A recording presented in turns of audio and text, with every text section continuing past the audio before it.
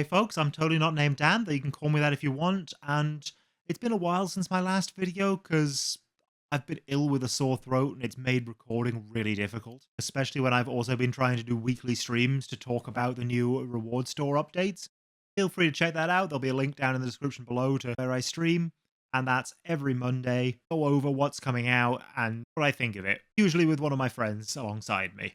This particular video, though, I'm making in reference to my last one, because the friend I had along for that one, Jota, made a slight mistake and said something that was factually incorrect. I updated that in the visuals, but I wanted to do a proper video to address it because, well, it's a mistake anyone could have made. While I have had my disagreements with him behind the scenes, I do not blame Jota for this one at all, and quite frankly, we need to discuss the reprints in UniVersus.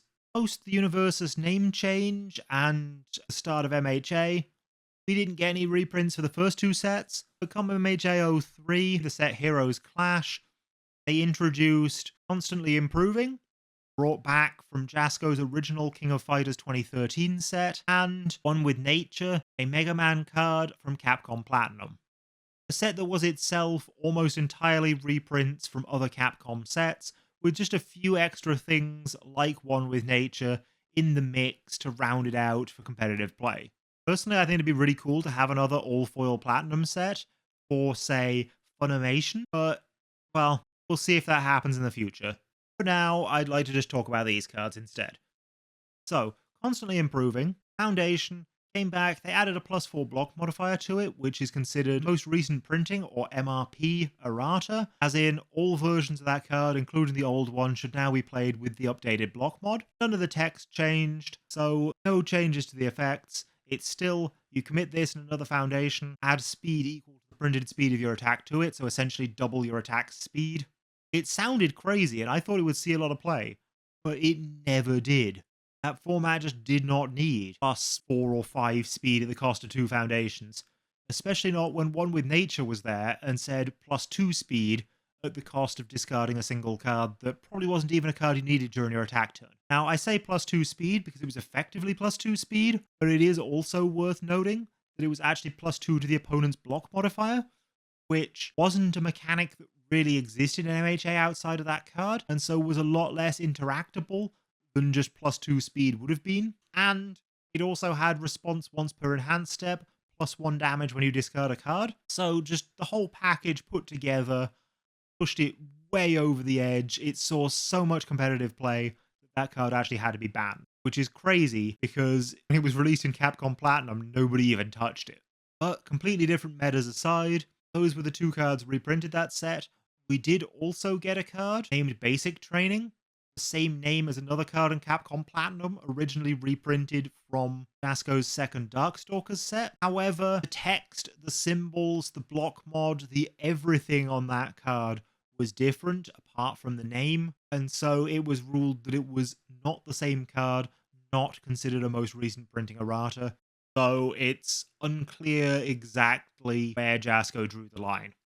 That was set 3 though. Set 3 as of this year has rotated out of standard, so none of those 3 cards are actually relevant anymore, but set 4 brought in 2 more reprints of its own, well, 3 if you count the promo. For the base set, we saw Sense of Justice, originally from Mega Man 02, Rise of Masters, or Capcom Platinum again. You're noticing that Capcom Platinum reprints appear to be a big trend here. But this card, cool as it was in fact just a worse version of Creepy Realization, already printed in MHA, so I'm not entirely sure what purpose this reprint served, and it certainly didn't see play, and even now that Creepy Realization has rotated out, it's not seeing any. For the second card from the base set of League of Villains, Showdown, reprint originally from Red Horizon, Jasko's OC set, made sort of 50-50 as a core set to keep important mechanics in rotation, and as an IP they could do whatever they wanted with and not have to pay licensing fees for, at a time when Jasko was basically just too broke,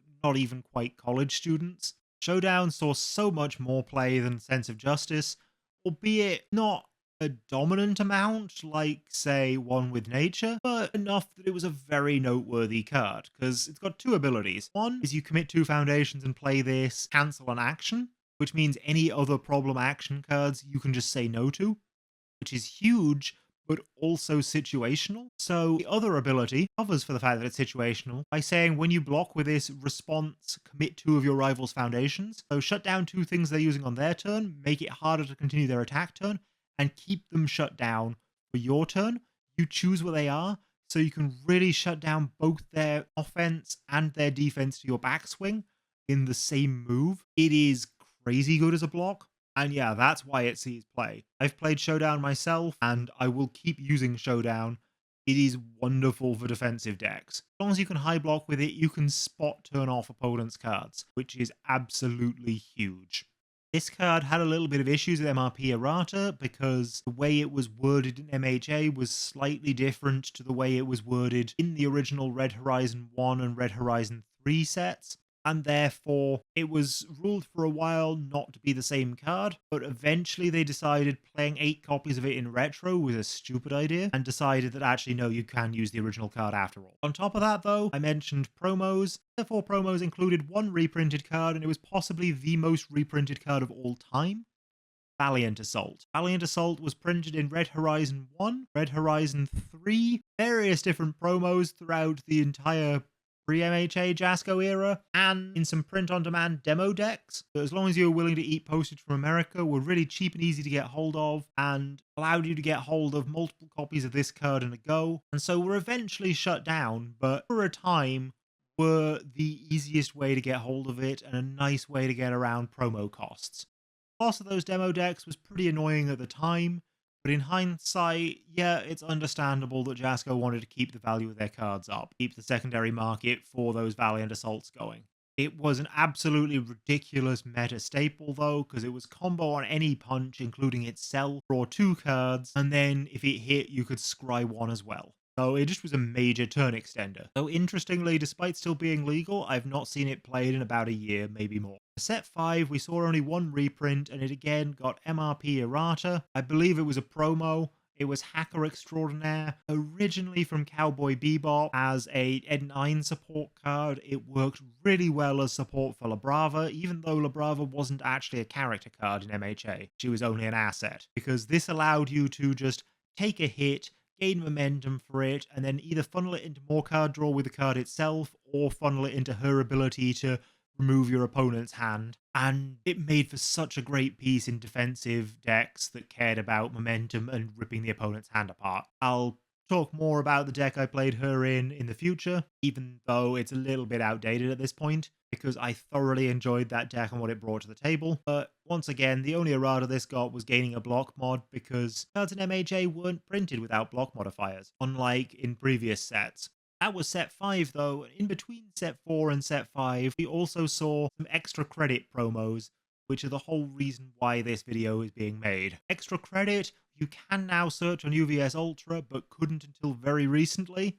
So between that and their limited distribution, it was incredibly hard to find out which of these cards had been reprinted in Extra Credit, and the Extra Credit reprints were all pre-Set 4 cards reprinted with the Set 4 set logo, meaning that it refreshed their legality. They are still all legal now, so it is very important to keep track of which cards got that reprint. These cards were specifically brought out because with set 3, Heroes Clash, they'd introduced the idea of chrome rares. Limited number, specifically 100 of each, extra shiny, extra just crazy print technique rares with the number of each card on them so you could track which of the 100 you'd got, all just randomly introduced at insane rarity level in packs for the first edition of the set and not later ones. Set 4, this extra credit promo thing was introduced specifically to incentivize buying boxes of second edition onwards, which would make sense apart from there don't seem to have been any chromes in set 4, so I'm not entirely sure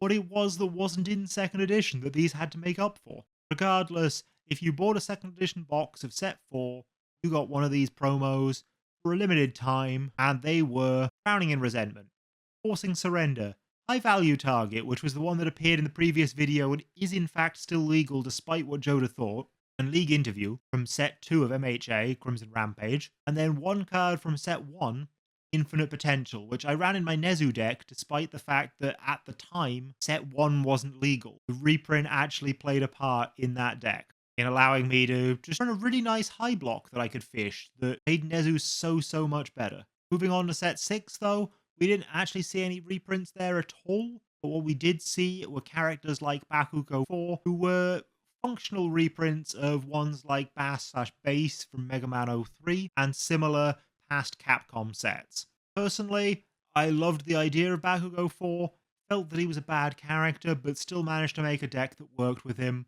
which, again, I'll be showing you soon. The next reprint we got, though, was actually in the Cowboy Bebop Challenger decks, released alongside the Trigun deck. This Challenger deck was very much panned by players, specifically because of A, the price point, and B, the fact that it contained a lot of Cowboy Bebop on reprints. I'm not going to go into exactly what it contained, reprint-wise, because there's a ton of them, but you may see them sort of scrolling by or similar, popping up in the background as I'm talking, and I'll leave a list in the description down below of all the still legal reprints, including these and stuff to come later on in this discussion. People thought, why are we paying all this money for reprints of old cards that we already have?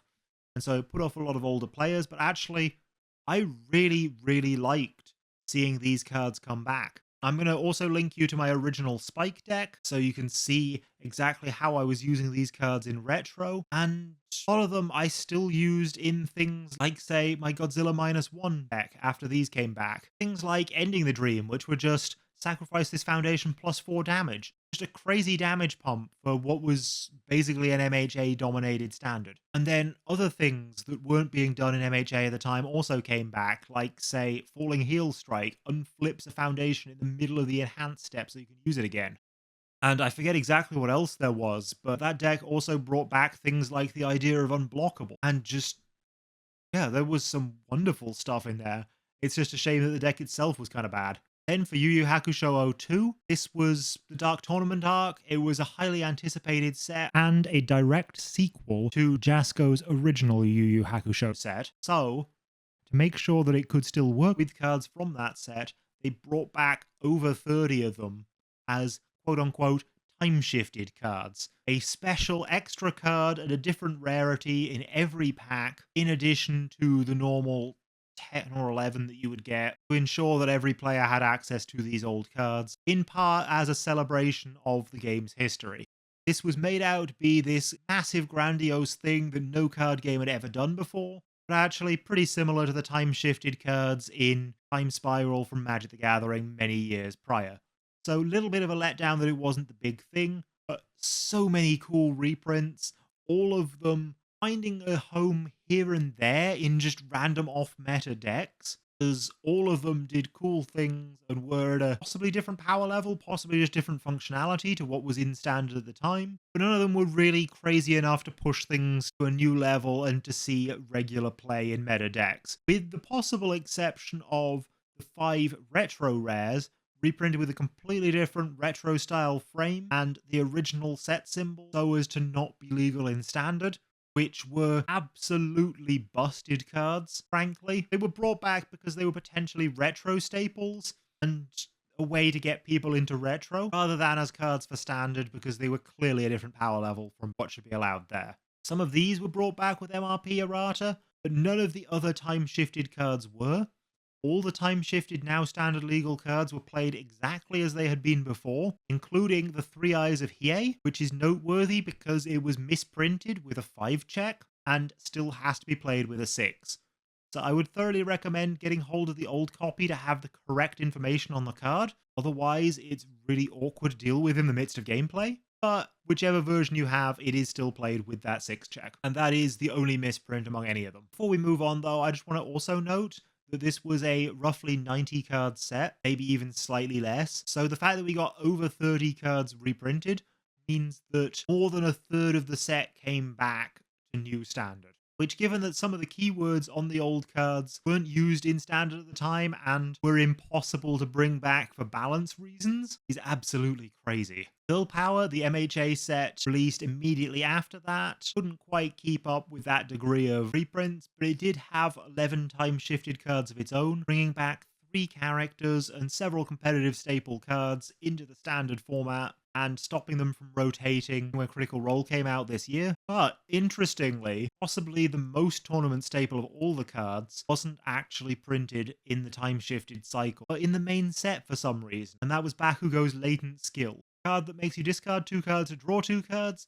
Really nice way to just rifle through your deck to find the cards you need, with the downside of if somebody cancels the ability, you've already discarded the cards, you're kind of screwed. That and Eat My Sticky Balls, the Moneta support, were both reprinted in the main set, and were the only 2 reprints put there. Personally, I really find that weird and do not think Eat My Sticky Balls should have been anywhere near the Girl Power set at all. But it is worth noting at least that there is a reason for that, and that's that a lot of characters were doing the cards in card pool matters thing, especially Kurama at the time. And Kurama, honestly, needed even more support than just a reprint of Eat My Sticky Balls to be playable. So they tried. Ultimately, it wasn't enough. And then we haven't had any reprints at all in Attack on Titan, but come Critical Role, we did see Arrogant Smirk from one of the 3rd MHA sets, Clash decks, specifically the Endeavor one, brought back as the only card in the set below a rare rarity that had 3 resource symbols and none attuned symbols.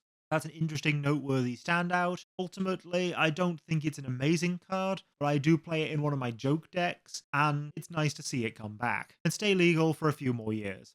So alongside that, we got a much older reprint, which is Special Forces Elite, a rare from Mortal Kombat 10, which is to say not the 10th Mortal Kombat set, but the one set they had based on Mortal Kombat 10. This one, I haven't seen anybody play it yet, but it is definitely designed to be a staple for tech decks, giving all of your tech cards +1 speed at no extra cost, and also having a rather nice deadlock ability to boot, which is itself especially noteworthy as we seem to be getting less and less deadlock as the game progresses. That's all for reprints, legal in the current standard format. Everything past set 3 that I've mentioned, aside from those retro rares, is still legal, though some of that will rotate at the start of next year, with the first set that releases, I believe, in January it was, though I'm not fully sure, and I can't actually tell you anything about that set because the leak I saw was not supposed to have come out to the general public, and UVS Games actively don't want me mentioning that set just yet. Just know I am very excited for it. When that set comes out, sets 4, 5, and I think even 6 of MHA will rotate, and maybe come that time I will do another list of reprints and video going over. But until then, that's all for today. You can check the reprints that are currently legal in the description down below, and I will catch you next time for a deck video. Bye!